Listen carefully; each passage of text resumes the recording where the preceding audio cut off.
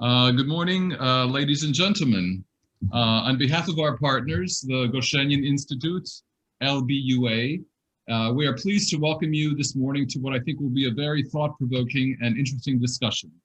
My name is Myron Vasilik. I'm the Director for International Cooperation at the Growford Institute, and I will be moderating today's discussion. Before we turn to our key speaker, I do want to use a few minutes of your time to cover some organizational procedures so that we are all on the same page in terms of what to expect and how to participate. So first, the talk will be in English and Ukrainian with simultaneous translation. To hear the translation, please press on the globe icon on the bottom of your screen and choose the language. The language is either English or Ukrainian. Unfortunately, you have to choose the Russian channel to hear Ukrainian. So it's one of those small things. Anyway, second, we have a lineup of 6 speakers, after which we will open up the floor for questions and a discussion. As the moderator, I will give everybody, I will introduce everybody and facilitate the flow of the discussion. Thirdly, if you would like to pose a question after our discussants, please raise your hand in the gallery and then we will give you the chance to pose your question. Fourth, and not least important, is that the discussion will last 90 minutes. We ask that everybody be succinct and that because there are many that may want to ask questions. So please be frank and friendly to others. Also curious, who is in the room? As to who's in the room or who's in the gallery, we have a number of invited guests from the Ministry of Finance, the National Bank of Ukraine, various academic and institutions of higher learning, as well as representatives from think tanks, NGOs, trade associations, diplomatic missions, and private business. So welcome to all. That ends the introduction. Moving forward, for those unfamiliar with Growford, it is an independent, non-governmental think tank that undertakes global research in the areas of finance, economics, and trade. We assess systematic risks and recommend optimal public and private policies to government officials for economic development and growth in Ukraine and throughout the region. With that mission in mind, Growford is very honored to have as our headliner this morning, Lord Edeíra Terner, author of the book Between Debt and the Devil. Lord Terner was chairman of Britain's Financial Services Authority, just as the global financial crisis struck in 2008. He played a key role in redesigning global financial regulation, which led to the crisis. His book sets the record straight about what actually caused the crisis and the financial overhang, or hangover, as we say in the United States. And lo and behold, it's human addiction to private debt, which is to blame for the crisis and its long overhang for consumers throughout developed markets. What I enjoyed most about the book was the historical parallels going back to 19th century Britain, as well as financial policies and regulations during the early 20th century in the United States, and of course, the post-World War II economies in Western Europe, Japan, Korea, Indonesia, China, and others. A true masterpiece of comparison, yet at the same time, an examination of fundamentals necessary for a well-functioning financial system that facilitates economic growth and individual prosperity, excuse me. But I'm not the only one that enjoyed the book. Growford's founder, Vitaly Lomokovic, who is to my left, liked the book so much that he bought the copyright from Princeton University and had the book translated into Ukrainian. When I spoke to Vitaly over the summer, he told me I must read the book because it provided the underpinnings of what Ukraine should do to foster economic growth. And in my work with the Institute, he said one of my first tasks was to arrange Lord Terner's personal or virtual lecture in Kyiv. So I'm happy to report I've not only read the book, but also we have Lord Terner with us today. So with that short introduction, let me turn to Growford's founder, Vitaly Lomokovic. Vitaly, why is the book so important to you, and what is it that you see in this book that is so important for Ukraine and policymakers? Thank you. Dear our participants, I'm very happy to see all of you here today, and especially I very appreciate to Sir Edeíra Terner, who kindly agreed join with us today, and we will talk about his book, Debt and Devil. Let me, a few words, continue my short speech in the Ukrainian language. Thank you. Ну, чому це важливо було перекласти цю книжку? Вона насправді є дуже актуальною і для України 2019 року, коли ми це зробили, і для України 2020 року, яка зараз отримала, так як майже весь світ, виклики, які пов'язані з пандемією COVID-19.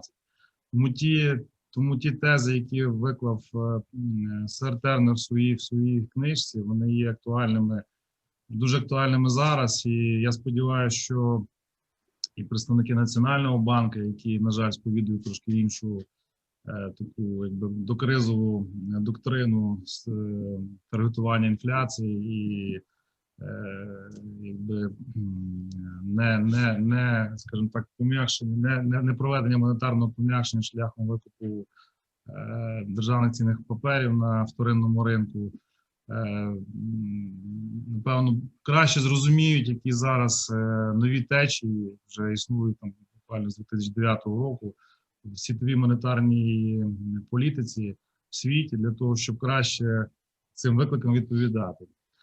Тому я сподіваюся, що після цієї презентації інтерес до книги пана Тернера значно зросте, і ми з радістю сьогодні презентуємо ті речі, ті тези, які ми хотіли би донести нашому загалу, експертному середовищу, які викладені в цій книзі пана Тернера.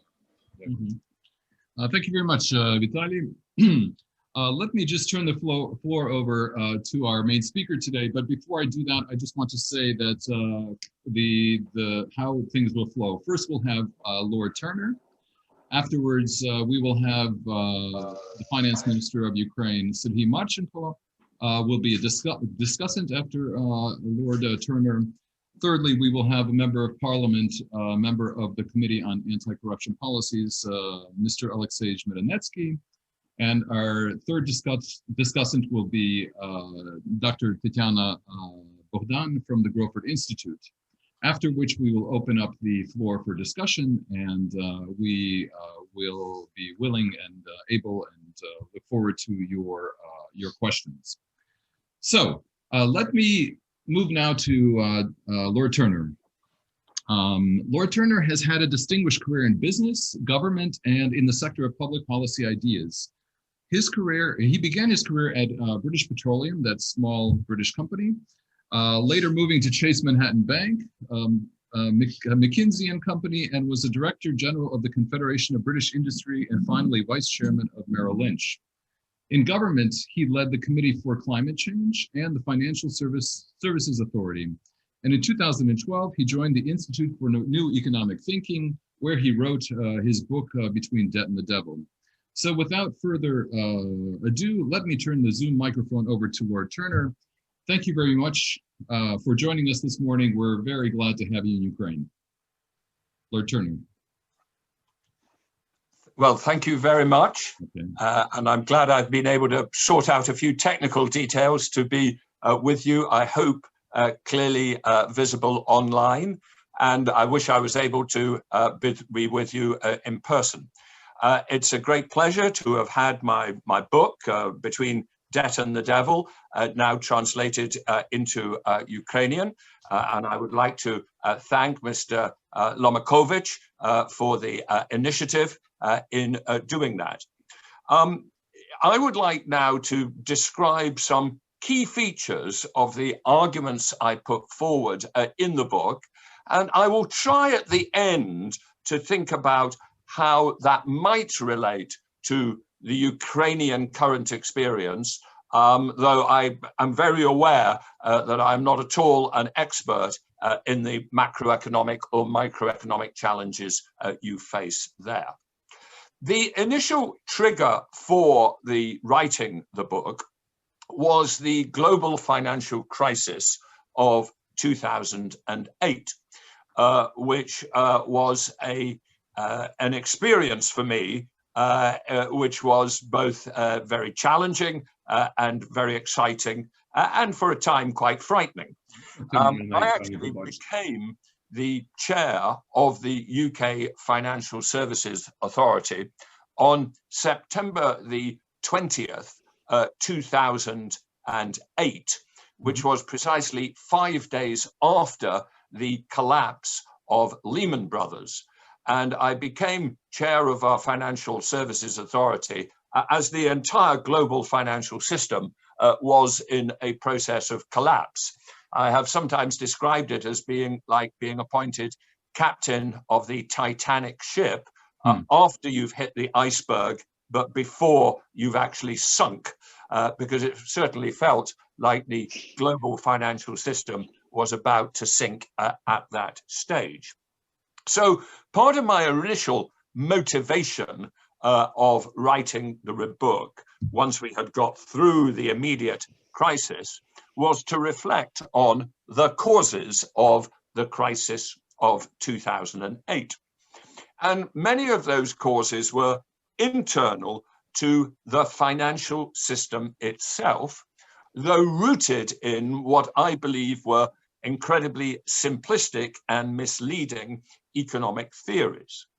Ahead of the crisis, there was a very strong theory rooted in neoclassical economics that complete liberalization of financial markets was bound to create greater economic efficiency.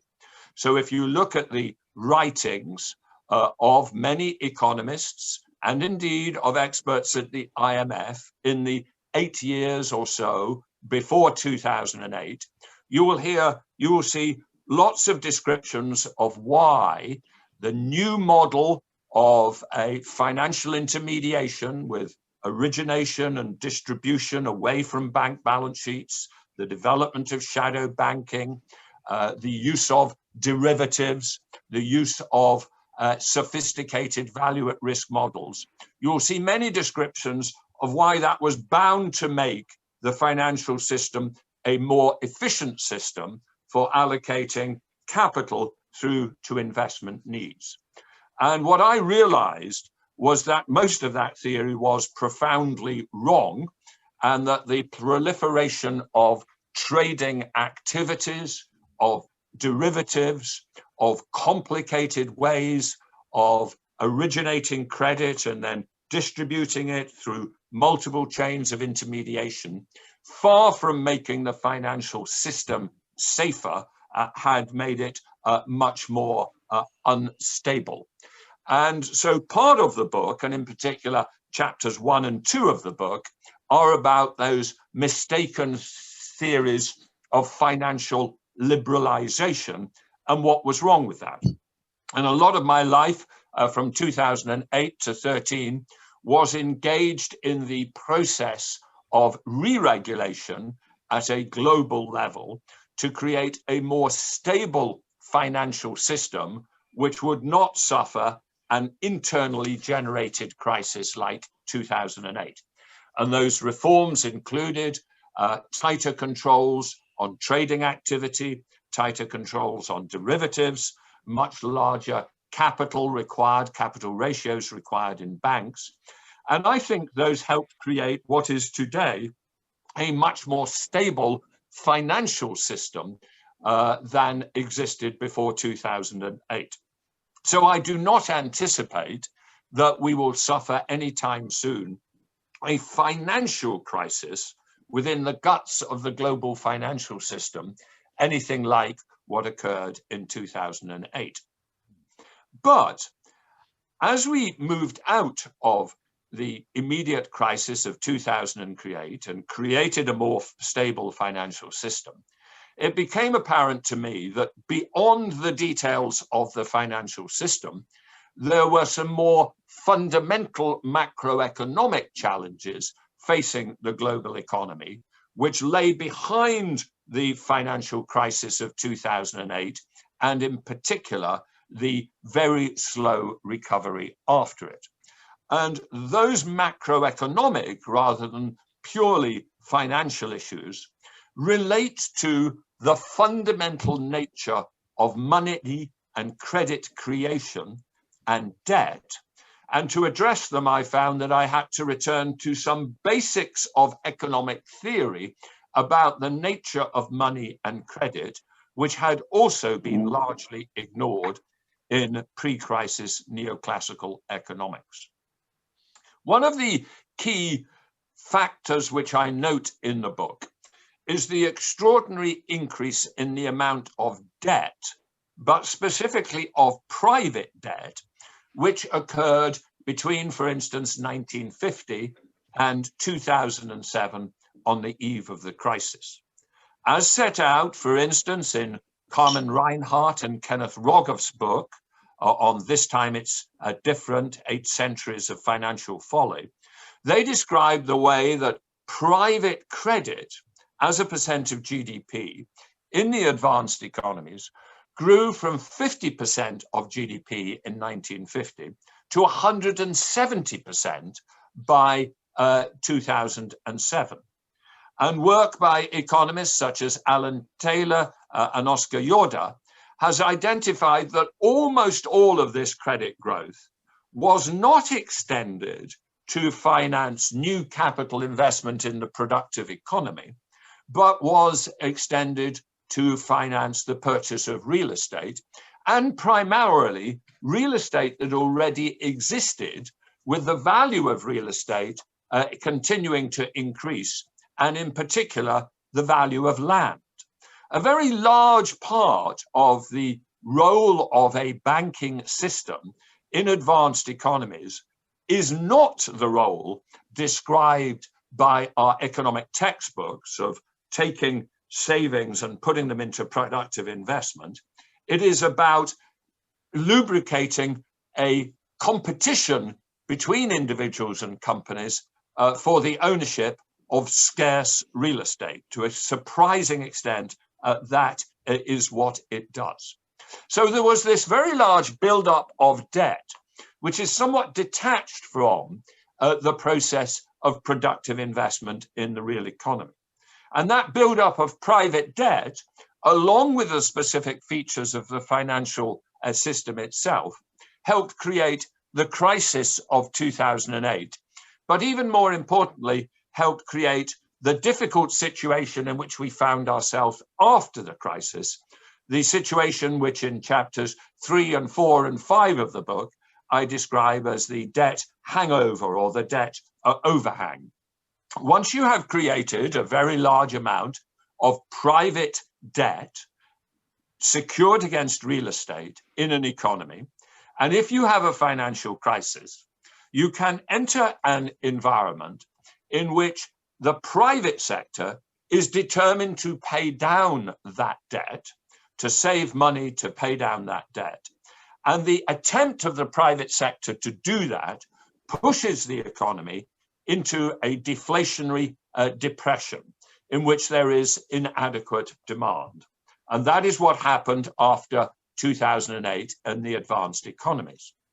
And what is interesting macroeconomically, and what I describe in chapters 3, 4, and 5, is that in that environment, monetary policy becomes ineffective. Because in that environment, interest rates fall to the zero, to what central banks call the zero lowered bound, and they are no longer effective at stimulating demand. Short-term policy interest rates were cut to zero. Long-term rates fell to zero and were pushed down even more by quantitative easing.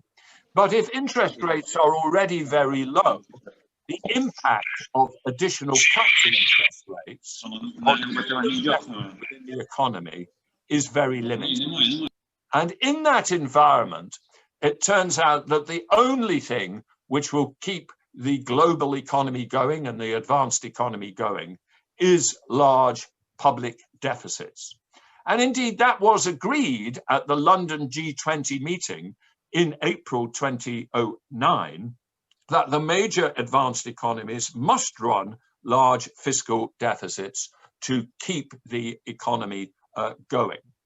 But what then happened, of course, is that after a while, as countries began to run those large fiscal deficits, they began to worry about the fact that public debt was now increasing, that private debt began to go down, but public debt went up.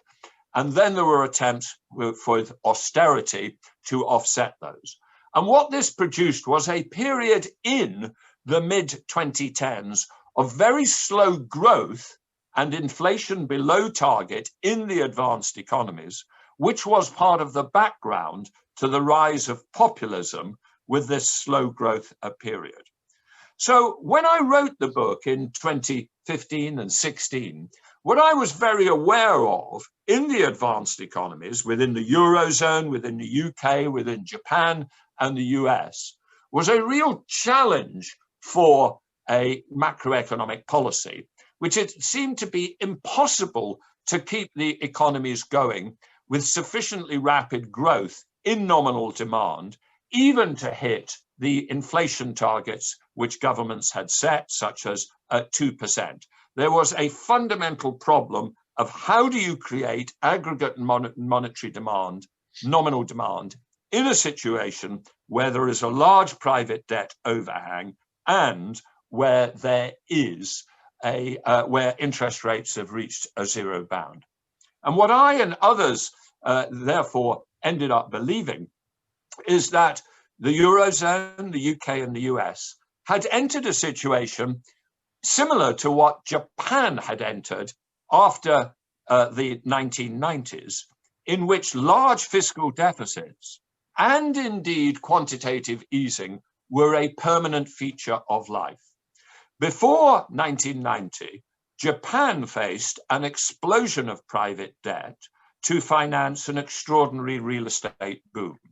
It then entered this process of debt overhang in the 1990s, and ever since then, it has run large public deficits because the private sector of the economy, corporate and personal together, runs large surpluses. The government side, therefore, has to run large deficits to make macro demand balance. And in order to finance that, the central bank purchases government debt in large quantities, and the Bank of Japan now owns a government debt equal to 100% of GDP. And I argued in Between Debt and the Devil in the final chapters that this would almost certainly in Japan turn out to be permanent monetary finance, that we would never see this debt sold back to the private sector, that it was essentially the central bank keeping the economy going in an environment where interest rates were ineffective, keeping it going by permanently funding large deficits. So in 2015 and 2016, when I wrote the book, what I was fascinated by was in already advanced economies with low inflation and indeed inflation below target, how do you keep the economy going in an environment where monetary policy is ineffective? And I somewhat broke a central bank and orthodox economist taboo by arguing that in those specific circumstances, you could not avoid the possibility of permanently running large fiscal deficits, which were permanently financed by central bank money. And that in those specific circumstances, that would not lead to hyperinflation, but indeed would be required to keep inflation even at the low 2% targets which central banks and governments had set. But while I was focused in the book on that conundrum of what do you do when you face this large debt overhang, I also became increasingly convinced that the causes of slow nominal demand growth and very low interest rates might be even more fundamental. And I therefore became interested, and I mentioned this in the book, and if I was to rewrite the book now, I would focus even more on the theory of secular stagnation, which people like Larry Summers, the former Treasury Secretary of the US, have put forward. What Larry and other economists, for instance, in a recent paper by Larry Summers and Jason Furman on a reconsideration of fiscal policy, what they have argued is that the advanced economies have entered an environment where the naturally arising balance of attempted private savings and desired private investment is such as to produce an environment of a permanent lack of adequate demand and permanently low interest rates. They, like me, have noticed that if you look not at short-term interest rates, but at long-term real interest rates in the Eurozone, in the UK, in the US, in Japan, they have been relentlessly falling from about 4% back in the 1980s to zero or negative today. And when in economics we see that sort of really long-term pattern, a fall over 30 years of a long-term real interest rates, I think we have to search for real determinants of that rather than determinants rooted in central bank policy or short-term nominal phenomena. And the explanation, which has been put forward by some very good papers by the Bank of England and by work by Larry Summers and others, is that there has been a change in the balance of ex-ante attempted savings in the world and ex-ante attempted investment, with high savings created by inequality, by structural imperfections in East Asian economies, but low investment created by the fact that on the investment side of the economy, the cost of capital goods, which are information and technology intensive, keeps on falling. And that this creates an environment where the whole world of the advanced economies may look for many decades like Japan looks, an environment where there is more attempted savings than investment on the private side of the economy, and therefore where we may have permanent public deficits, and where those public deficits may need to be, to some extent, financed by permanent quantitative easings operations, which are never reversed. I personally believe that it is highly likely that in the advanced economies, we have entered not just a few more years, but possibly several decades in which real long-term interest rates continue to be very low or even negative, in which we will see large government deficits run for many years, in which we will see quantitative easing operations which are never reversed. So that is my point of view on where we stand in the Eurozone, in Japan, in the UK, in the US. But the question for Ukraine is, what is the implications of this for a country which is not as rich as Japan or the Eurozone, and also which is mid-sized rather than continental sized? It's not as big as the Eurozone or as Japan or the US, and which has had a history in the recent past of radical monetary instability and very high inflation rates. And I think the thing that it is important to realize, and it's unfortunate, but it is a fact, is that the degrees of freedom available to a mid-sized country with that history are different from the degrees of freedom available to the US or to Japan or to the Eurozone.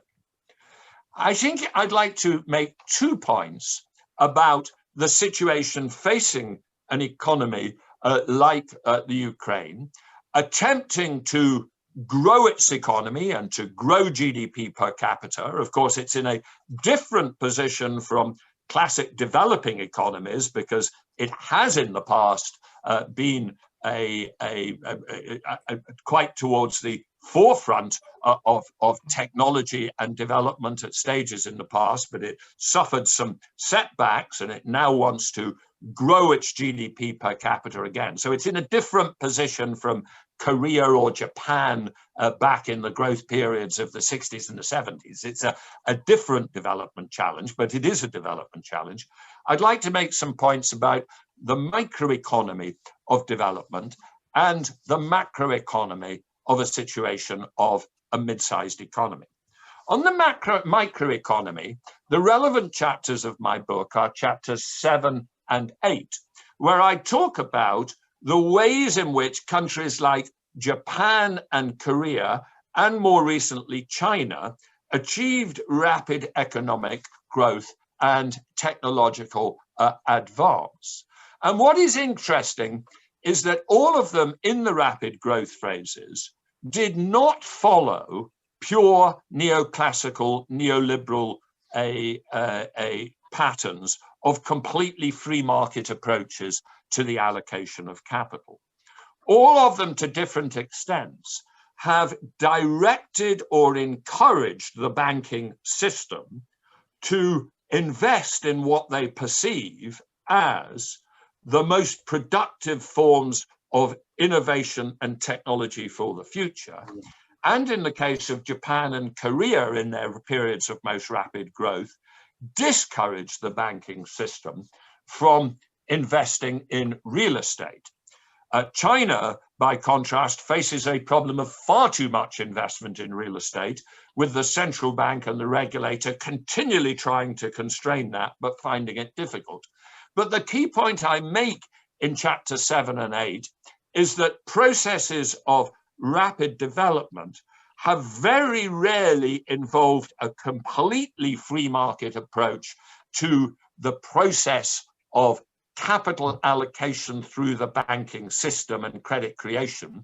They have involved some sort of mechanism for the finance ministry, the regulator, or the central bank to try to encourage the forms of credit creation and credit extension which will drive a productive investment rather than real estate speculation. And it is therefore interesting to think about what might be the lessons of that for Ukraine, about whether you can have a purely free market approach or whether you also need to use those degrees of direction and encouragement, which we have seen in other successful rapid growth countries. But the second point, and what I want to end on, is macroeconomy. What is interesting about some periods of rapid growth, Korea or Japan, is that they have not been associated with very low rates of inflation. They've typically been associated not with hyperinflation, but with 6, 7, 10% inflation growth rates rather than inflation rates rather than very low growth rates. And they have sometimes been associated by macroeconomic forms of roles of the central bank, which have to a degree broken the rules against monetary finance, which we now impose. With, for instance, central banks being willing to refinance a private bank, extension of credit in a way which you don't so much see central banks do today, or in some cases directly funding the government to fund productive investment. Now, of course, the moment one says that, people say, yes, but the trouble is that will lead to hyperinflation. And of course, the fundamental challenge of this issue is that on some circumstances, it does. That although I have argued that monetary finance within carefully defined limits can play a role in the macroeconomy, I also have to accept that there are other environments where the very fact that we admit that monetary finance is possible leads to such complete indiscipline that we have hyperinflation. And here, I think, is the challenge for a mid-sized economy with a history of hyperinflation. I believe that Japan can run large fiscal deficits almost forever and can use what I think will turn out to be permanent monetary finance to finance part of that. I think it will continue to buy government bonds and the central bank will continue to buy government bonds, and those will never be sold back to the private sector. If I visited Argentina, I would tell them to be incredibly careful of doing that, or of suggesting to the external market that they are doing that. Because I think in Argentina's case, any suggestion that they were doing monetary finance would produce movements in the exchange rate, which would create inflation, which would create inflationary expectations, which would lead to all of that stimulus to nominal demand turning up in inflation rather than in real economic stimulation. So what is the difference between Japan and Argentina? Well, the difference is that Japan's a process of funding its very large deficits depends on a large savings rates within the economy rather than on external finance. And so there is a difference between countries which have large fiscal deficits primarily financed internally and those which have large elements of external finance. But there is also simply a history and reputation issue. It is simply the fact that because Japan for the last 30 years has had inflation which is incredibly low or negative, people expect its inflation to be incredibly low or negative. And so when the central bank does large permanent QE operations, nobody turns that into an inflationary expectation which drives a depreciation of the exchange rate, which drives more inflation. Whereas when they face Argentina, they have a completely different set of expectations.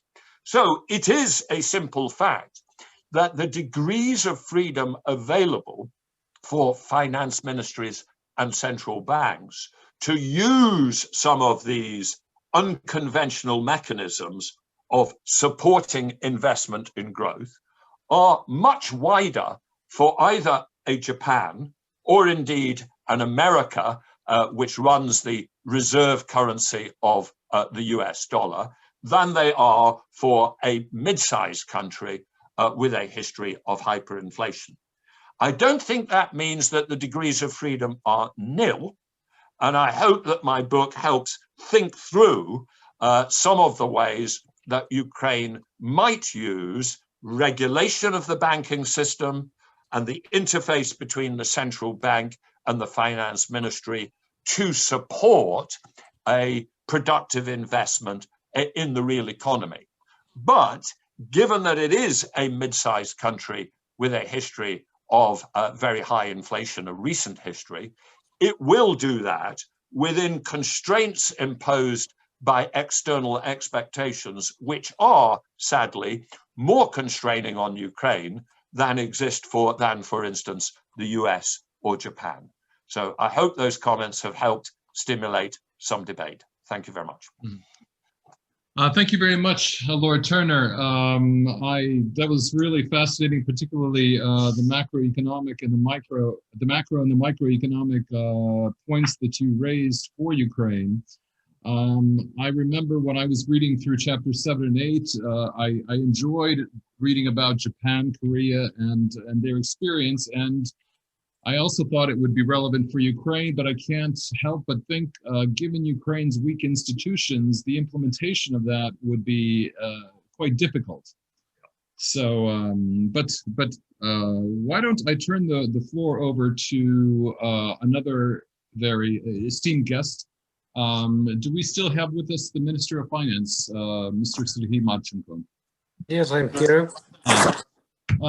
Mr. Marchenko, what are your thoughts about that presentation and those prescriptions from Lord Turner? And maybe you could add from some of your own comments about where things are going in Ukraine for the budget for 2021 and how you're approaching some of these challenges. Excuse me, do I need to speak English or I can speak Ukrainian? However you wish. Okay, so you have a translation, yeah? I have a Ukrainian translation. Yes, I do. Okay. So an English translation. Yes. Yeah. For a better use, I will speak Ukrainian, maybe because a lot of participants are Ukrainians, and that's why it's better. В першу чергу хочу подякувати за можливість поспілкуватися особисто з професором Тернером. Мені дуже цікавий цей факт, тому що свого часу, коли мені подарував книжку Віталій Ломакович, я тільки став міністром фінансів, це була перша книжка, яка з'явилась в моєму кабінеті. І тому цей факт і ті, скажімо, меседжі, ті ідеї, які були в книжці Тернера, вони, скажімо так, були в основі моїх дискусій, які ми мали на той час з Національним банком України, які ми маємо до сих пір стосовно взаємодії фіскальної політики, взаємодії монетарної політики. Дуже часто в нашій країні вживається такий термін, як фіскальне домінування. На сьогодні я бачу можливим сказати, що фіскального домінування не існує, є більш сильна позиція Національного банку, який дійсно є незалежним в реалізації своєї політики. І в цьому випадку Міністерство фінансів і уряд в цілому, ми вже працюючи на ринку, працюючи в цій ситуації, яка є, вимушені якимсь чином реагувати на вже сталу традицію монетарної експансії, я би назвав би так. Що я маю на увазі? В першу чергу розпочну з кредитування. Ми прекрасно розуміємо, що роль Національного банку, банківських систем цілої в кредитуванні є дуже важливою. І ті стимули, і ті обмеження, які були зроблені останнім часом, дозволяють сказати, що у нас і пропозиція, і, на жаль, попит на кредити є досить низьким, що являється в зниженні кредитування економіки в цілому. У зв'язку з цим Міністерство фінансів на початку року було запроваджено механізм підтримки кредитування, компенсації частини відсоткових ставок, так звана програма 5.7.9, яка дозволила нам за рахунок компенсації відсоткових ставок дещо підігріти ринок кредитування в цілому. І результат цього ми вже видали 14 мільярдів гривень кредитів. Це незначна сума, але порівнюючи з в цілому кредитуванням і з новими кредитами, ця сума є досить суттєвою. Крім того, нами було запроваджено механізм портфельних гарантій, що також був досить новим для вітчизняної теорії фінансів банків. На жаль, він зараз поки що тільки в процесі запровадження, кінець року ми тільки його запроваджуємо. Є сподівання, що це також дасть можливість простимулювати банківську систему в частині видачі нових кредитів, і держава знову ж таки буде гарантувати частину портфеля до 70%. І виконувати Міністерство фінансів буде, ми вважаємо, не зовсім властиву нам роль стимулювати банківське кредитування і стимулювати вкладання коштів в економіку. Крім того, ми передбачаємо розвиток іпотечного кредитування. Знову ж таки, тут буде створено інститут, який буде передбачати стимулювання ринку іпотечного кредитування. І знову ж таки, тут роль Міністерства фінансів є важливою і домінуючою. Це з одного боку ми показуємо, яким чином ми намагаємося стимулювати банківське кредитування і в цілому розвиток ринку кредитів. По частині боргів і запозичень ми досить обмежені в наших можливостях. В першу чергу через те, що ринок досить зарегульований. Попит на, особливо це зараз відчувається на облігації внутрішні Міністерства фінансів, є досить незначний, при тому, що відсоткові ставки є досить високими. Для прикладу, за трьохмісячними інструментами при обліковій ставці 6% і при інфляції 2,4% ми запозичуємо під 10%. Ми вважаємо цю ціну несправедливою з одного боку, але розуміючи, що це ринок, ми, в принципі, готові розуміти ситуацію на ринку. Нам би хотілося б, звичайно, мати більш довгострокові інструменти для інвестування, щоб бути менш залежними від зовнішніх кредитів. Тому що зараз ми, як Міністерство фінансів, надзвичайно залежні від зовнішніх кредитних ресурсів. Це в першу чергу кредитні ресурси Міжнародного валютного фонду, далі йде макрофінансова кредитна підтримка, далі це Світовий банк і всі інші інституційні і приватні інвестори дивляться на цю комбінацію. Чи є у нас програма МВФ? Якщо є, то це менша відсоткова ставка і більше можливості запозичення. Звичайно, в ситуації, коли ми маємо запроваджувати зміни там антикорупційного законодавства, і це залежить вже не від Міністерства фінансів, а від парламенту, від інших організацій, інституцій, нам не хотілося б бути залежними таким чином від зовнішніх джерел запозичень. Але ми маємо те, що маємо, і в цій ситуації ми вимушені розглядати різні варіанти і комбінації. І нам би дуже хотілося б, щоб внутрішній ринок запозичень був більш розвиненим. Ми говоримо про створення вторинного ринку, і є побажання, що це так, як на даному етапі це,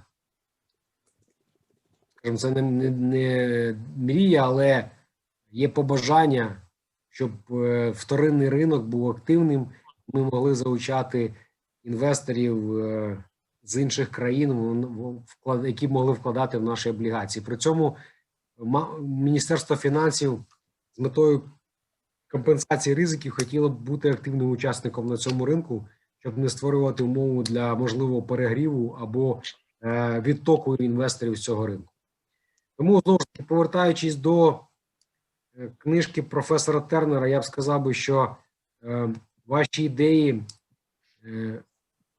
мають отримати більш широке розповсюдження серед професіоналів та експертів на вітчизняному ринку, тому що я вважаю, що домінування неокласичних або там певним чином ліберальних ідей – це добре, але коли є дискусія між різними течіями економічної думки і різними течіями і направленнями щодо того, яким чином ми маємо формувати стратегію боргову, стратегію фінансову, фіскальну, має мати місце. Тому що нам, як Міністерство фінансів, хотілося б мати набір інструментів, а не бути в парадигмі вже усталених інститутів, усталених правил гри, яких, на жаль, ми досить обмежені в своїх можливостях. Тому наприкінці хотів сказати, що мені дуже цікаво було познайомитись з професором Тернером. Ваші ідеї нам важливі, і ми до них дослухаємося, і хотілося б їх якимось чином запроваджувати в нашу інституційну практику. Практику Міністерства фінансів, практику Національного банку, практику інших організацій, які мають бути представлені на фінансовому ринку. Ну, дякую за увагу. Мені дуже приємно долучитися до цієї дискусії. Дякую за запрошення Growford Institute, Ломаковичу Віталію. Дякую. Дякую вам. Thank you very much, Minister Marchenko. Lord Turner, is there anything you want to add to that? Thank you very much indeed. Thank you very much, Minister. Very interested in those comments. And as I was just reflecting on that and something, Myron, that you said before, it really did crystallize how a crucial thing I think about what I'm saying in my book. And it's your phrase, Myron, about institutional weakness and strength of institutions. Essentially what I say, and therefore the absolute importance of having clear disciplined frameworks for macroeconomy and strong anti-corruption and other institutions in the microeconomy. And why I say that is the following. Part of my book points out that many successful economies have diverged from the classic free market sound money model. So if you look at Japan or Korea in their most rapid growth phase, they were allocating capital in a way which was not an entirely free market approach, right? They were favoring exporters over property development. They were backing particular technology developments. So they were breaking the free market model of a completely free market approach to capital allocation on the micro side.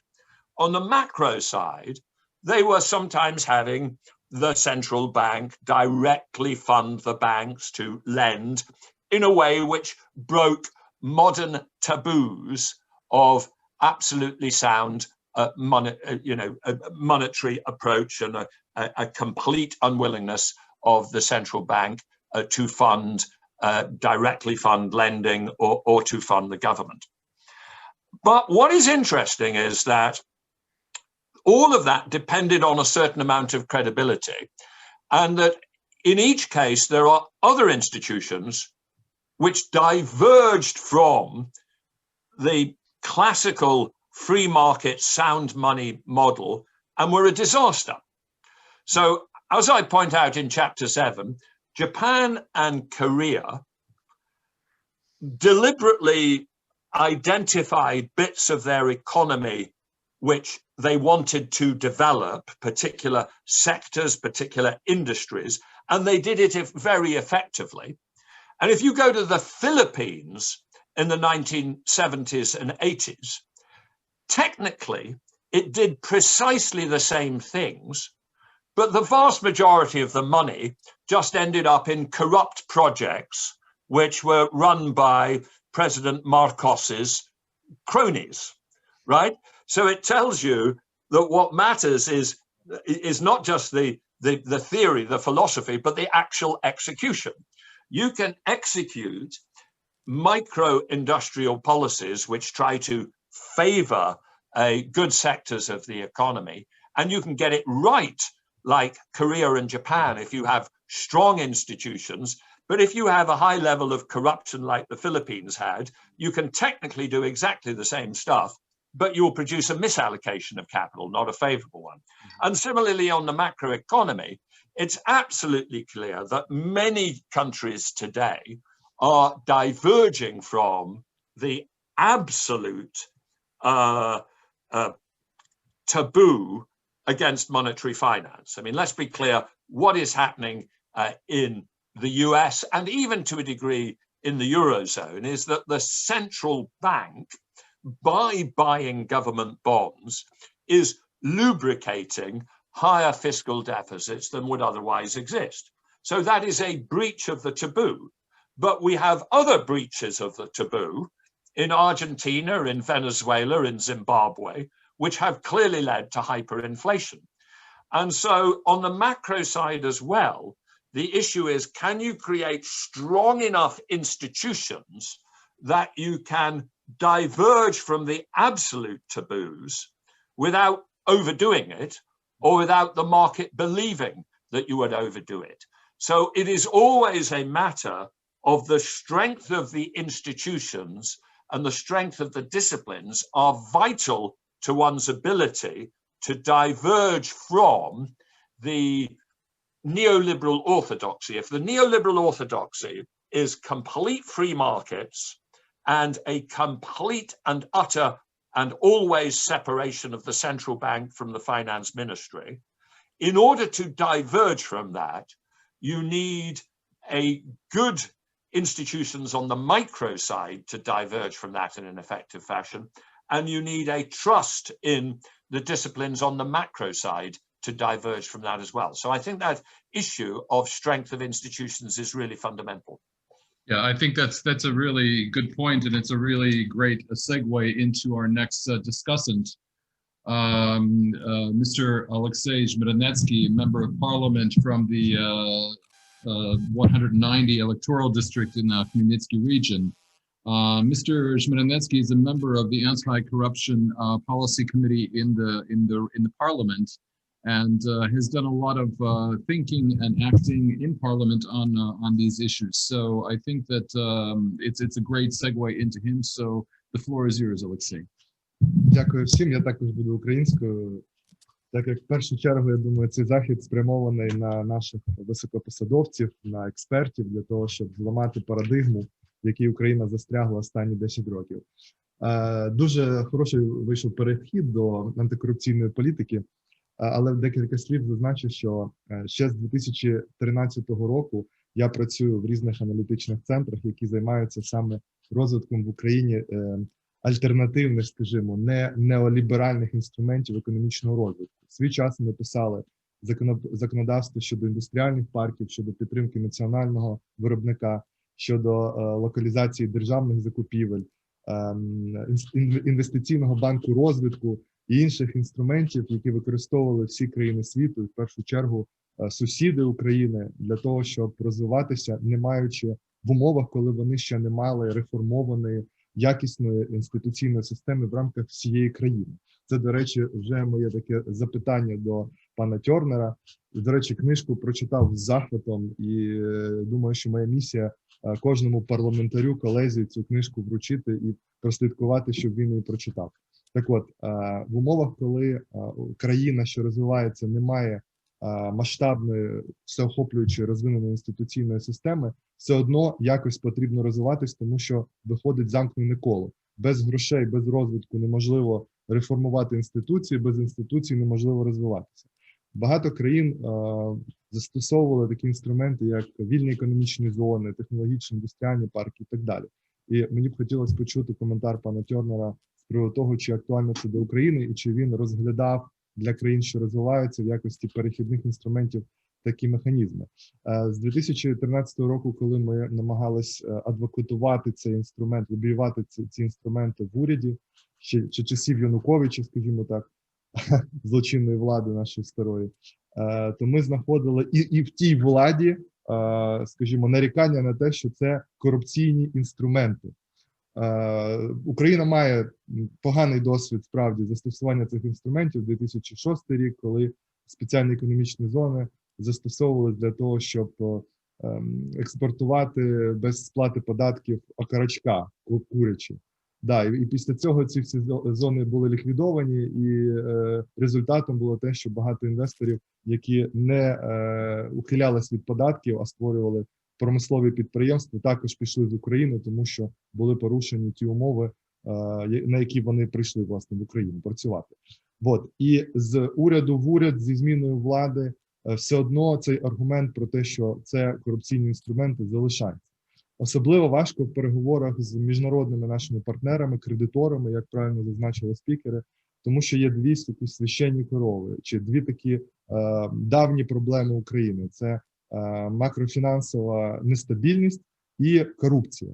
І виходить так, що в переговорах з міжнародними організаціями доводиться йти на поступки чи в одному, чи в іншому. І так як Україна не показує значних успіхів в антикорупційній політиці, то доводиться, по суті, погоджуватися на жорсткі монетарні і фіскальні умови, які пропонують нам міжнародні організації, щоб хоч якось убезпечити себе від неповернення, по суті, своїх запозичень. Тобто, якби, іншими словами, Україна показувала значні успіхи в антикорупційній політиці, я думаю, що це б дало нам можливість вимагати чи претендувати на більші пом'якшення і поступки якраз в умовах фіскальної і монетарної політики. Мається на увазі перед нашими кредиторами. От, тому до пана Тернера такі два питання. Чи розглядав він, як він ставиться до таких лайфхаків, до таких інструментів для країн, що розвиваються у вигляді спеціальних економічних зон, законів про локалізацію державних закупівель і так далі, і, можливо, підкаже, де знайти механізми, які убезпечать ці інструменти від проявів корупції, тому що це справді важливо. Можливо, це міжнародні наглядові ради, можливо, це якась участь міжнародних партнерів в управлінні цими інструментами. І друге, це як нам бути от в цих переговорах з міжнародними організаціями, коли високий рівень корумпованості змушує нас погоджуватись на більш жорсткі фіскальні умови. Thank you, Alexei. Lord Turner, I think that's pretty much the degrees of freedom that you're talking about.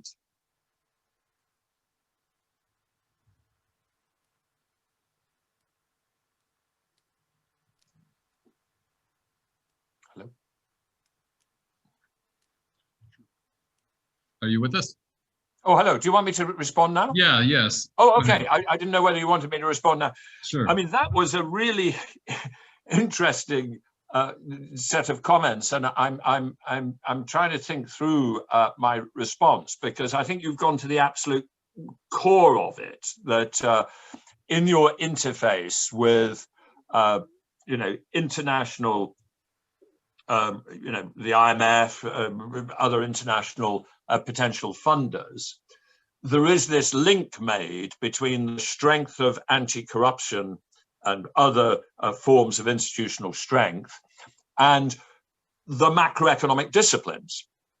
And in a sense, that is bound to be the case, because what I'm suggesting is that optimal policy probably requires a greater degree of macroeconomic flexibility than the extreme orthodoxy of the past, in order to enable the sort of development policies that we saw successfully applied in some other countries, and the East Asian countries are always interesting ones to refer to,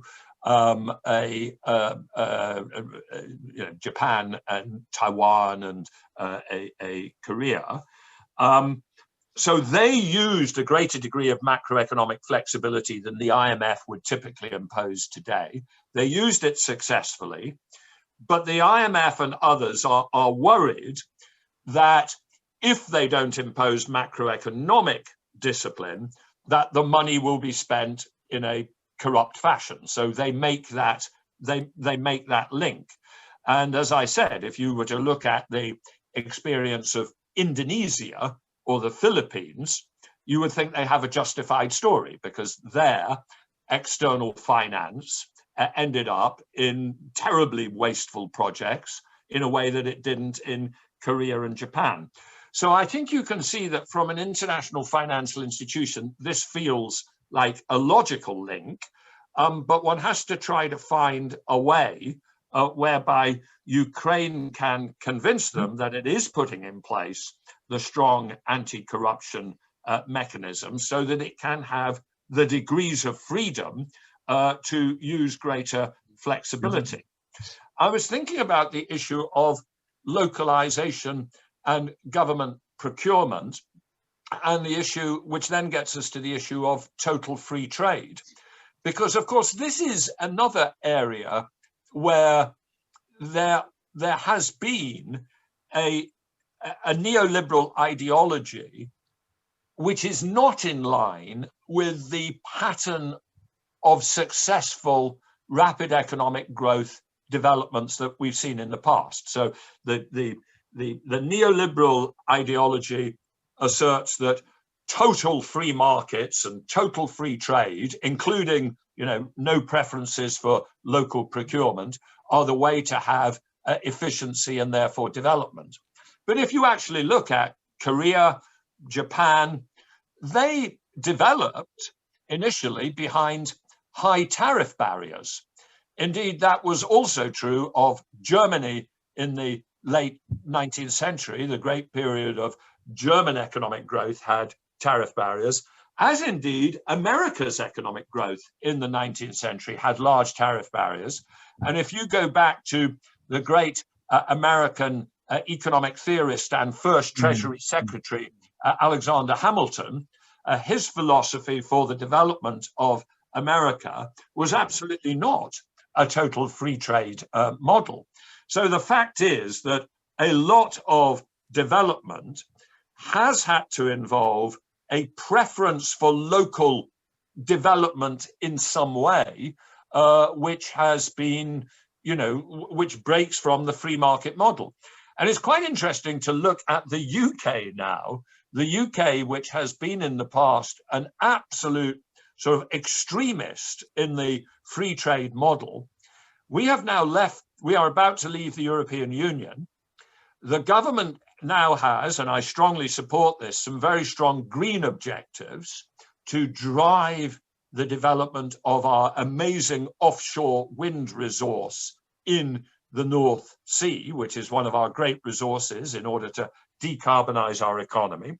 Our Prime Minister, and I encouraged him to do this, has made a clear quantitative commitment that we will build 40 gigawatts of offshore wind by 2030, which is quite interesting because, you know, that's a government making a quantitative target for a particular technology, which is quite a big divergence from neoliberal theory. But the government is also trying to think about what does it do to make sure that there is as much local content as possible in the supply chain to that offshore industry. And it will use some categories of subsidies and assistance to try to build a local supply chain to develop that offshore wind development rather than leaving it to a completely free market. So that's, you know, the UK government with a conservative, market-oriented government is now talking the language of some quantitative targets and some local supply chain developments, which requires some degree of local preference. So look, I would, if I were you, I would argue for some categories of local preference within government procurement. I think those are easier forms of divergence from free trade to justify than large tariffs, which can be a major impediment to efficiency. But if you are going to argue for that sort of localization in government procurement, you will absolutely have to convince the IMF and others that you have very, very tight anti-corruption mechanisms, because they will simply see a trade-off. I mean, the better you can make your anti-corruption mechanisms, the more that you will be able to use the tool of some government procurement local preference as a useful way of encouraging the development of Ukrainian business, including small and medium business, across many sectors of the economy. So I think we can see there that there is necessarily a link between the strength of the institutions and the anti-corruption institutions and the trust in those, and the degrees of freedom to use some of those forms of subsidy or local preference, which I think will be required to help support the development of the Ukrainian economy. Thank you very much. Ladies and gentlemen, we have about 20 minutes left in our discussion, and there are a number of questions that are coming from the gallery. But before we turn over to open up the floor for questions, we do have two more questions and comments from our panel here. So let me turn the microphone over to Dr. Tatiana Bogdan, our chief economic expert at Growford, and her questions or comments for Lord Turner. Okay, dear ladies and gentlemen, as a representative of Growford Institute, I would like to express our gratitude to Lord Turner, Mr. Marchenko, and Mr. Shmeremetsky for valuable presentations and comments. And now I would like to bring up the following issue and to ask one question, Lord Turner. Lord Turner, in your book, you reveal the negative implications of cross-border capital flows, among which financing excessive consumption, boundless cycles, and macroeconomic volatility. Over the last years, Ukraine opened its capital account and liberalized cross-border capital flows. As a result, Ukrainian residents accumulated the huge amounts of foreign assets and liabilities, and currently foreign assets in the form of deposits and foreign currency exceed 60% of Ukrainian GDP, and they represent a kind of frozen asset for a national economy that suffers from permanently low capital accumulation. Mr. Turner, do you consider a full liberalization of cross-border capital flows to be appropriate for a country like Ukraine that suffers from weak financial system and tremendous domestic investment needs? Thank you. What a good question, and also a difficult question. I mean, what is interesting on the background of this is to go back to the Asian financial crisis of 1997 to 98. And before that crisis, there was a very strong tendency of the IMF to argue for complete and rapid liberalization of capital accounts, both long-term and short-term. Indeed, I think it was at the Hong Kong meeting of the IMF in 1997 or 8 that there was actually a suggestion of writing a short-term capital market liberalization into the Articles of Association of the IMF. And that was a sort of high point of the ideology of short-term capital liberalization, just at the point where we were realizing some of the disadvantages of it. Because what we saw, for instance, in Thailand in particular, but Thailand is probably the most dramatic, was the potentially unstabilizing impact of short-term capital flows. We saw, huge flows which rushed into those markets and drove up local asset prices. We saw also very, very dangerous forms of currency mismatch in the balance sheets of the banks. Banks which borrowed in foreign currency in dollars to lend money to real estate developments whose denomination ultimately was going to be in Thai baht, in the local currency. And when that process of inward financial flow came to an end and reversed dramatically in the course of 1996 through to 1998, this of course produced bankruptcies because they were stuck with collapsing prices of real estate loans in the local currency against foreign currency liabilities. And so out of what happened in Asia, I think a far more nuanced attitude to short-term capital flows developed and was right to develop. And even the IMF over the years has been more, open to the idea that we shouldn't open capital markets immediately or in all cases.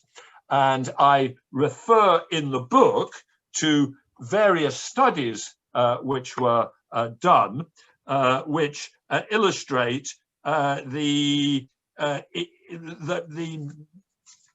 fact that there isn't actually much evidence of the benefit from short-term financial flows. I was just looking for the references at the moment, but I can't immediately see them. But I remember there was one from a very good Indian economist who did it, issues to do with the speed at which you can have changes in speculative flows, the difference between speculative flows and long-term flows. It's all somewhere, I can't immediately see it, in chapters 2 and 4 and 5.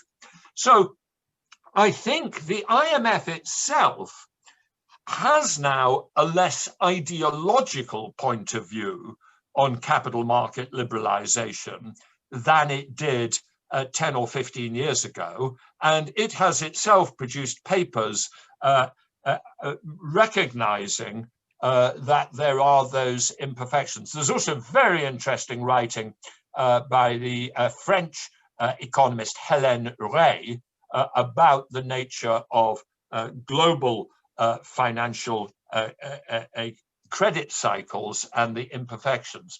So very interesting area of theory. I think one should have a non-ideological approach.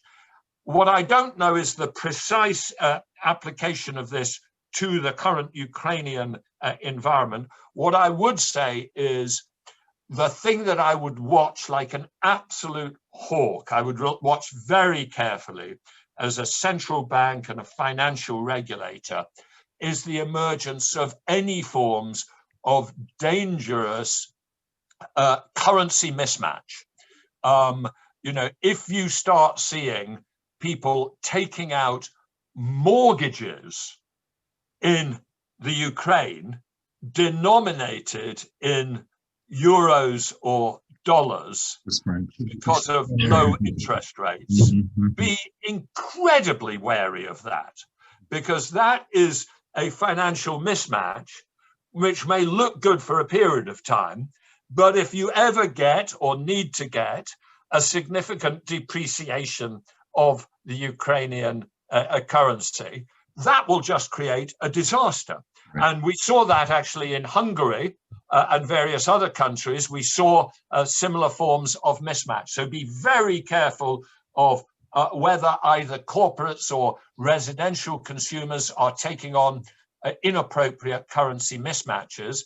But my overall point of view would be to be very wary of flows of short-term money if that ever drove up the value of the currency. I mean, what countries like Brazil and Chile have struggled with in the past is periods of optimism and enthusiasm about their economies generating harmful appreciations of the local currency, which have undermined the competitiveness of the local industry, and then suddenly the confidence has reversed. And of course, once you've lost your local industry, you can't rapidly bring it back. So if you look like a country like Chile, which has very large copper reserves, and where therefore there was always a danger that the currency would fluctuate with the copper price in a very unhelpful fashion, they have over the years put in place a series of constraints against inward financial flows in order to damp that oscillation in the currency. So I'm sorry I can't go through the details of everything as it relates to the current Ukrainian situation, but certainly the experience from around the world argues for a non-ideological and careful approach to the liberalization of short-term capital flows. Thank you. We have a few more questions here. So let me turn the floor now to Vitaly Lomokovic, and then we'll take a question from Mr. Volodymyr Panchenko. I see his hand is raised. So Vitaly, the floor is yours. Містер Тернер, хотів би два слова про цей дизайн, про який ви говорили, розповісти, який є в Україні, і потім задати вам коротеньке питання стосовно монетарної політики Національного банку України. Декілька макроекономічних цифр. Значить, у нас сьогодні рівень покриття кредитами ВВП складає менше 20%. Якщо відкинути непрацюючі кредити, це менше 10%. Це має на увазі корпоративний сектор до річного ВВП. Рівень інфляції складає менше 3% за 10 місяців поточного року. І облікова ставка номінальна Національного банку складає 6% річних. У нас серед економістів, людей, які представляють Національний банк, ведеться жвава дискусія про те, що Національний банк веде, на їхню точку зору, суперм'яку монетарну політику, знизивши ставку до 6% річних при річній інфляції менше 3%. І при цьому вже 3 роки він не викуповує на вторинному ринку, що, в принципі, дозволено законом, облігації внутрішньої державної позики Міністерства фінансів. Як ви вважаєте, чи дійсно Національний банк України проводить м'яку монетарну політику на таких ставках? І чи дійсно є зараз доцільним притримуватись єдиного таргету у вигляді низької і стабільної інфляції і нехтувати таким таргетом, як злажування шоків від пандемії COVID-19 і стимулювання економічного зростання економіки України. Дякую.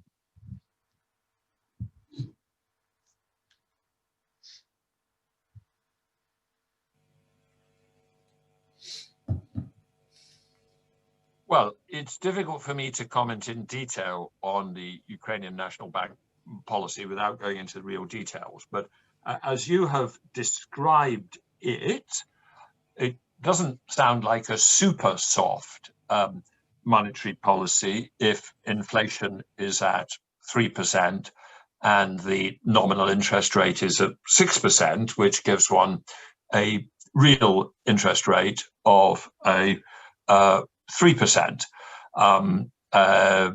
So, you know, just as described, that sounds a reasonably disciplined approach. And of course, the government has not, the central bank has not been doing the quantitative easing operations that the central banks in the major economies of the world have been doing, and indeed which some emerging developing economies are doing. There's an interesting IMF paper out recently looking at the role of quantitative easing even in developing economies. So it sounds to me like the central bank, and I'm sure they would say that this has been necessary to squeeze inflationary expectations out of the system and to put the period of high inflation behind them, that they've been reasonably successful in that. But of course, one of the benefits of that credibility could be to give a greater degree of freedom now. I think one of the really interesting issues for a country like Ukraine is, what is the optimal inflation rate? Is it as low as the 2% or lower that we see in Japan or in the Eurozone? What we've seen in many developing economies in the past, rapid growth economies, economies which are trying to grow to the top levels of a GDP per capita, is that they typically have not had inflation rates literally at 2%. Successful ones have often had inflation rates at the sort of 5–10% level. For instance, if you look at Turkey over the years, it has had reasonably rapid growth without hyperinflation, but without super low inflation. The challenge, of course, and this is the debate that is held in economics, is what is the point at which a somewhat higher rate of inflation turns into inflationary expectations, and then inflation runs out of control. Whereas some economies have managed to run with inflation rates of 5 or 10% over the years, others have found that once you get to that level, it generates expectations which then multiply. But it sounds like Ukraine is well away from that, that it has ended up with quite a low rate of inflation for the current situation. I think 3% is a certainly acceptable level, and I wouldn't think there's a high priority of squeezing it down. So there is an issue of whether, if it is down at 3% and nominal interest rate is 6%, is there now enough credibility in the system to allow some more freedom at the margin on the instruments and mechanisms which are required to support investment? And there may well be. But certainly, hearing your figures of 6% nominal rates and an inflation rate of 3%, I wouldn't automatically describe that as being an ultra soft monetary policy. That seems a reasonably robust monetary policy. Thank you. We do have a few questions from the gallery. Mr. Panchenko, please. Thank you very much. I'm very grateful to Growford Institute for this breakthrough in a fight between neoliberals and industrials in Ukraine, because Mr. Turner and his book, and I hope his future studies together with the Ukrainian experts who would help Ukrainian government to have the right financing possibility. We've heard Minister of Finance today. He explained about this lack of finances, but not because it is not possible. We already had the monetary fund this year to increase the budget deficit 2 times, and extraordinary possibility for industrial growth and industrial development has not yet been used because of lack of awareness of the Ministry of Finance. So my question to Mr. Terner is the same as from Mr. Deputy Żmiranecki, is about institutions, but not the institutions on fighting corruption or the institutions of special regimes or some protectionist measures, but special institutions in the form of development bank on funds to use money, because Europe now has a plan of a decade of helicopter money, so Ukraine would not be able to use this possibility also in a Green Deal. You told about the UK having 40 gigawatt possibility of offshore. Ukraine has calculated 16 gigawatt of onshore wind power generation. So not to use this opportunity of Green Deal of Europe is would be a big loss for Ukraine. Thank you. I think this issue of development banks is a really, really important and interesting one. Because if you go back to the basic theory of the way that we create nominal demand, which can either go into consumption, or it can go into real estate speculation, or it can go into industrial development. That nominal demand can come from a number of different sources. It can come from private banks creating credit and money. But we know empirically that private banks left to themselves have an inherent tendency to fund a lot of that towards real estate construction and real estate speculation. So you have to think about whether you can get all of your development from private bank credit creation. Another way to create new demand is for governments to run fiscal deficits and to directly fund investment.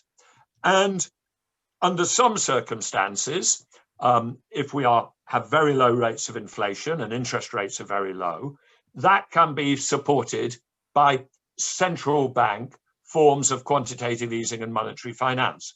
But that has the disadvantage that if there is indiscipline, it can lead to hyperinflation. And that indeed is why my book was called Between Debt and the Devil, between the disadvantages of private debt, which can be head towards speculation in real estate, and the devil, which in this case is a reference to the figure Mephistopheles from Goethe's Faust, who tempts the emperor to print so much money that there might be hyperinflation. That is why the book is called it, that there are disadvantages of the state creating money and there are disadvantages of purely private banks creating money. Within those two disadvantages, development banks are a very interesting alternative, because what development banks do is you create something which is one step removed from the government and the political process, and therefore you can contain or limit the danger of over-creating money, because you create a structure of how much money it can create given its capital. It's disciplined, but you are also able to say to it, your mandate is only to lend money for industrial development, you're not allowed to go and start lending money for residential mortgages or real estate development or real estate speculation or whatever. And that is the basic theory of development banks. And I think they are very important institutions. Indeed, we in the UK are now going to set up a new national investment bank to focus on green investment to help drive the development of green investment in the UK. The European Investment Bank plays a very important role. The EBRD plays a very important role. So it may well be, I would have thought, that in the Ukrainian situation, the way to choose, as it were, the optimal path between the dangers of pure private debt and the dangers, if you get it wrong, of indiscipline in the budget is to use a national development bank with a clear mandate and clear institutional disciplines in order to drive increased funding of industrial development and in particular green development. So certainly I think that is a very interesting area to explore. Thank you. I'm told by the organizers we still have a few more minutes for questions. So are there any other questions from our participants? If there are, please raise your hand on the icon so we could see you. Lord Turner, how are you on time? I'm okay. I can see one hand raised. Unfortunately, I can't tell you the name because I can't read the Cyrillic script. Yeah, he just asked the question, so we're done with Mr. Bonchenko. Anybody else? Oh, I see.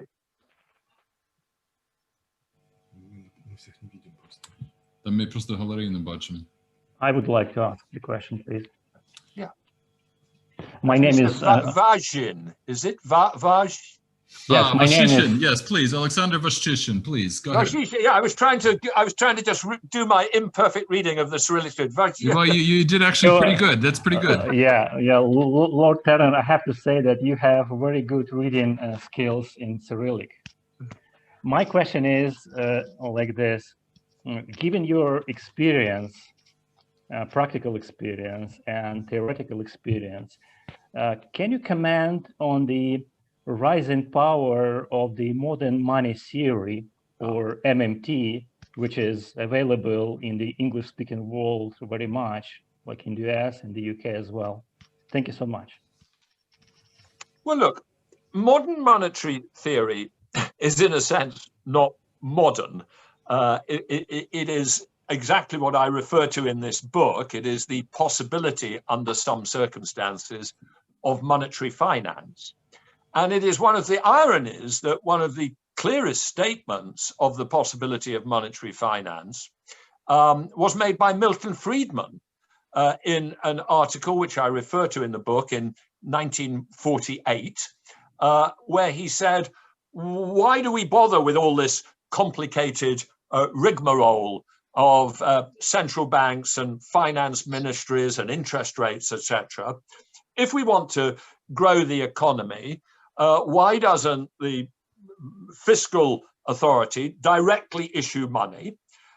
If it wants to grow nominal GDP by, say, 4% per annum, maybe with 2% real growth and 2% inflation, and therefore probably if we assume that there's got to be a stable relationship of money stock to money income over time, a stable velocity of circulation of money, why doesn't it each year, and if that ratio is 1-to-1, why doesn't it each year run a fiscal deficit of 4% of GDP, all of which is financed by printing money, and then there'll just be, the money stock will grow by 4%, nominal GDP will grow by 4%, and it will all be completely stable.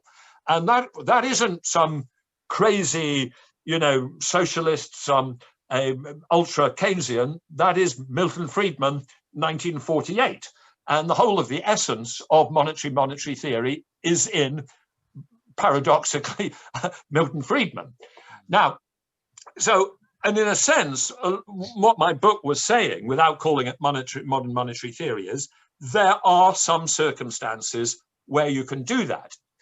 But what I then go on to say, and I said this in a paper that I delivered to the IMF, what's called the Jacques Polak Monetary Conference in November 2015, I presented a paper called Monetary Finance, an Essentially Political Issue. And what I meant by that is that the basic theory that you can, under some circumstances, do monetary finance, and that under some circumstances it will be beneficial and help stimulate the economy, is absolutely clear and relatively easy to describe. And it is described in Milton Friedman.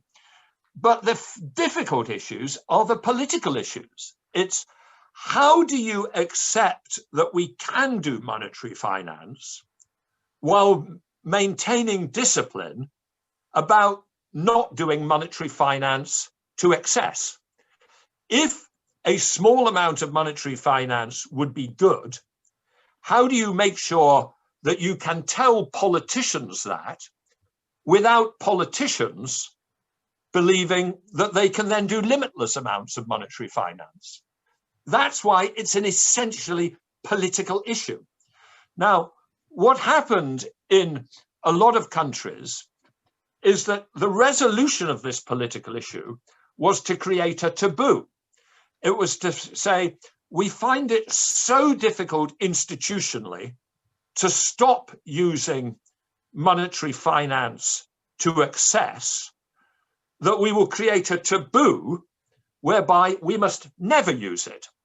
It's almost as if, you know, some people who smoke have the discipline to stop smoking 20 cigarettes a day, but once a month to smoke a nice cigar because they like smoking a nice cigar. But other people find that if they want to stop smoking to excess, the only way is to convince themselves that they must never, ever touch another cigarette ever in their life, even though one cigarette wouldn't give you lung cancer. And so sometimes in life, where there is a danger that something is addictive, we find that the only way to break the addiction is to have a total taboo against it. But modern monetary theory points out that there are some circumstances where monetary finance might be beneficial. I think what I disagree with some of the people who support modern monetary finance is I find that they fail then to engage with the political question of how you discipline it, right? How you use it in a disciplined fashion. And I think there is a legitimate fear that some of the proponents of monetary theory, you know, simply think that they have discovered a limitless and magic money tree that you can use limitlessly. The crucial point about modern monetary theory is you can use monetary finance in a disciplined fashion, in a small amount, in specific circumstances, in a beneficial effect. If you use it in excess, you will destroy its benefits and produce disadvantages. And so you need a political and institutional theory, and the political and institutional theory of how to use it well is actually far more difficult than the pure economic theory, which tells you that it is possible under some circumstances.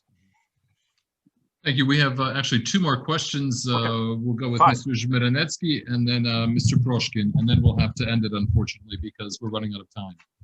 У мене дуже короткі питання до вас, пане Тернер. Я дуже вдячний Інституту Growford за те, що вони переклали вашу чудову книжку, яку я вже сказав, зобов'язуюсь розповсюдити серед депутатів. І в продовженні цієї традиції переводу тих книжок, яких не вистачає українським політикам, істеблішменту для того, щоб змінювати, вдосконалювати, розвивати свої погляди, я хотів би вас запитати, можливо, ви порадите книги ваших колег, однодумців в розширення, розвиток цієї теми, які б інститут міг перекласти. Ми були б дуже вдячні.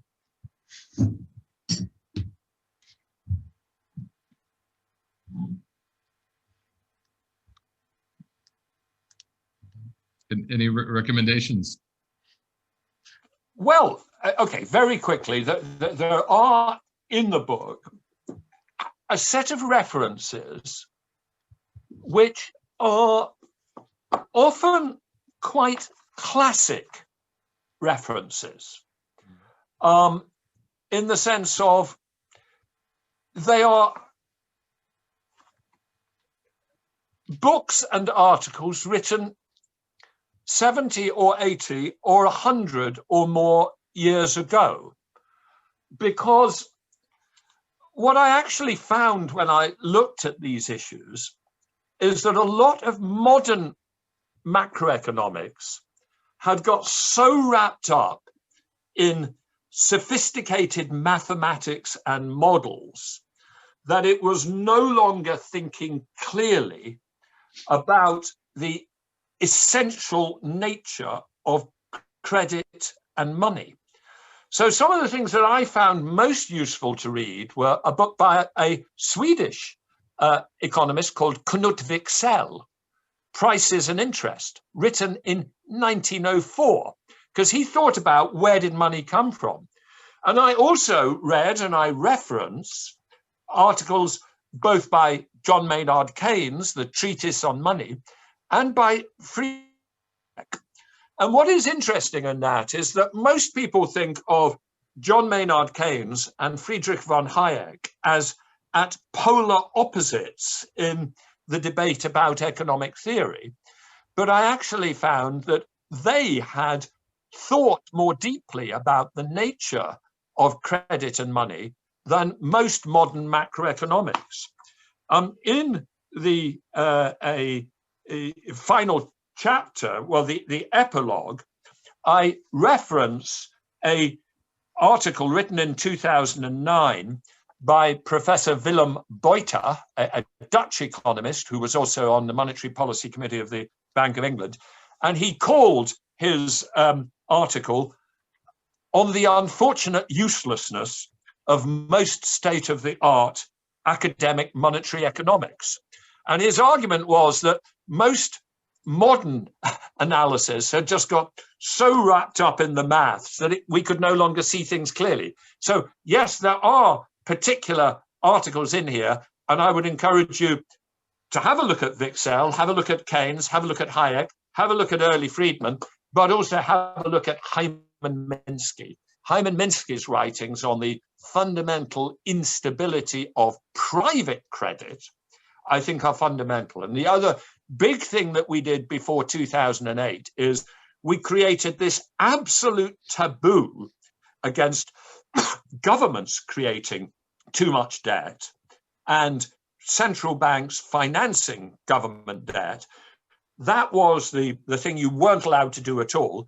And we completely ignored the fact that the private debt creation process could create problems.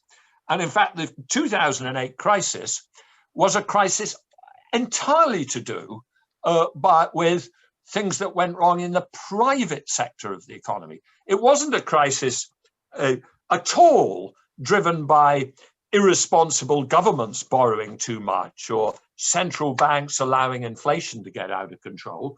It was a problem entirely on the private banking side of the economy. And the person who had written about that, but who had been almost entirely ignored, was Hyman Minsky. Very good. Thank you for those recommendations. Wrapping it up, I would like to turn the floor to my colleague, Mr. Victor Proshkin, who's the Executive Director of Growford Institute. The floor is yours, Victor.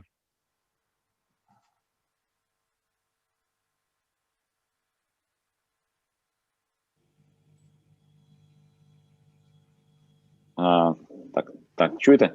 Доброго дня. Шановні колеги, я б хотів, по-перше, всім подякувати за таку можливість отримати переклад цієї книги лорда Едеіра Тернера в Україні. І за те, що ми сьогодні мали унікальну можливість почути, скажімо так, зірку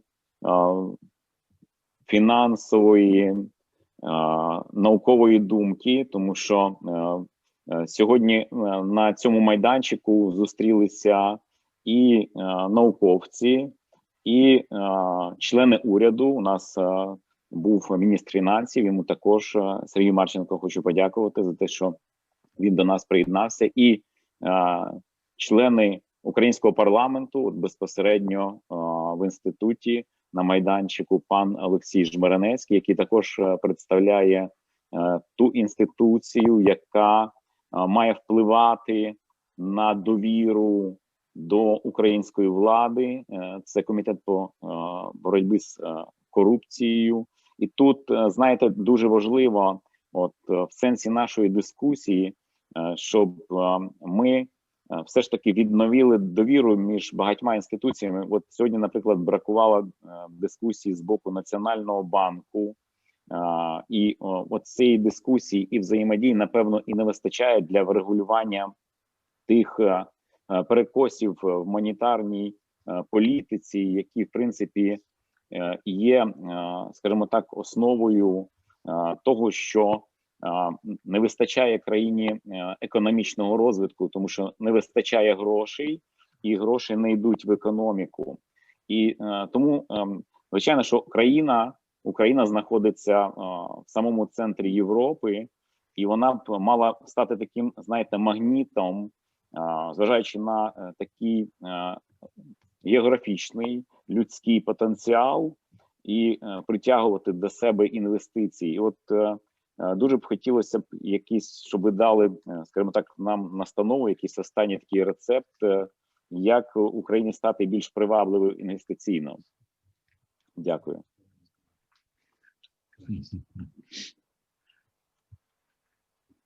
Я, мабуть, переклад не закінчився.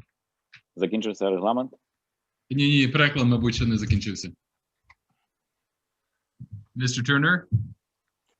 Well, how can Ukraine become more attractive? Look, I don't think I know enough about the Ukraine to really advise that. I think in order to do that, I will have to visit Ukraine. So I hope when this COVID crisis is over, I will find that opportunity. Absolutely. I mean, obviously, Ukraine has very important resources, agricultural resources, mineral resources. But we all know that economies which grow to a high standard of living, the natural resources are not the key thing. It's about the human resources. It's about the capabilities, the entrepreneurship, the technologies, etc. I think the issue of whether you can develop a green economy is an important one, because that is a really important future step forward. And I think, I think what I understand is that Ukraine starts with, quite a high level of human capital in a technical sense, in an engineering sense, in a scientific sense, some very strong capabilities there, which it has to build on. So it's interesting, look, I'm going to have to think about that earlier. I really are going to have to avoid that question because it does require an understanding of what the sources of industrial competitive advantage are, which I currently lack. Well, let me, in summing up, let me just say that I think that